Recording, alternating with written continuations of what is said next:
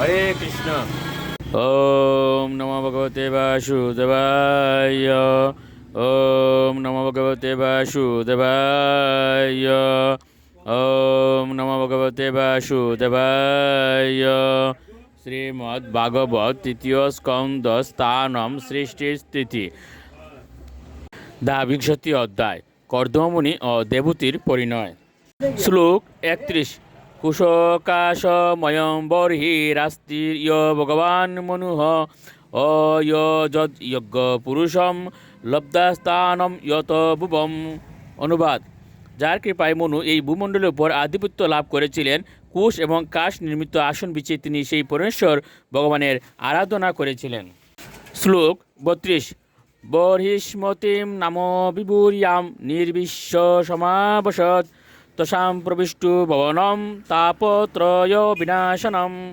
অনুবাদ: যে বহিষ্মতী নগরীতে মনু পূর্বে বাস করতেন, সেখানে আগমন করে তিনি ত্রিতাপ দুঃখনাশক প্রাসাদে প্রবেশ করলেন। শ্লোক 33। সবারীয় সপ্রজহ কামান বুবুজে অন্যা বিরুদত সংযমান সৎকৃতীয় সস্ত্রীয় সুরগায়কয় প্রত্যুষেষু অনুবদ্ধেন হৃদাশ্রীনন হরেও কথা।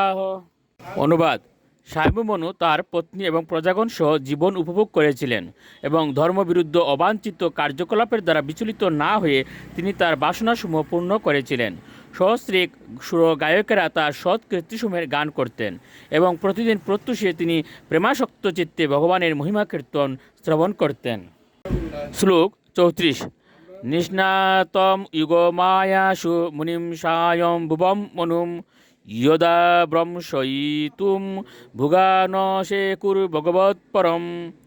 অনুবাদ: স্বয়ম্ভব মনু ছিলেন একজন রাজর্ষি। যদিও তিনি জড়সুখ ভোগে লিপ্ত ছিলেন, তবুও সর্বদা কৃষ্ণ ভাবনাময় পরিবেশে জড়সুখ উপভোগ করার জন্য তিনি নিকৃষ্টতম জীবনে অধঃপতিত হননি। শ্লোক 35।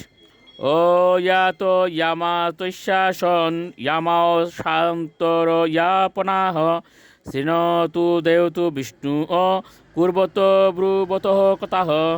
অনুবাদ: তার ফলে যদিও ধীরে ধীরে এক মনন্তরব্যাপী তার দীর্ঘ আয়ু সমাপ্ত হয়ে এসেছিল, তবুও ক্ষণিকের জন্য তার ব্যর্থ অপচয় হয়নি, কেননা তিনি সর্বদা ভগবানের লীলা শ্রবণ, মনন, লেখন এবং কীর্তনে মগ্ন ছিলেন। হরে কৃষ্ণ।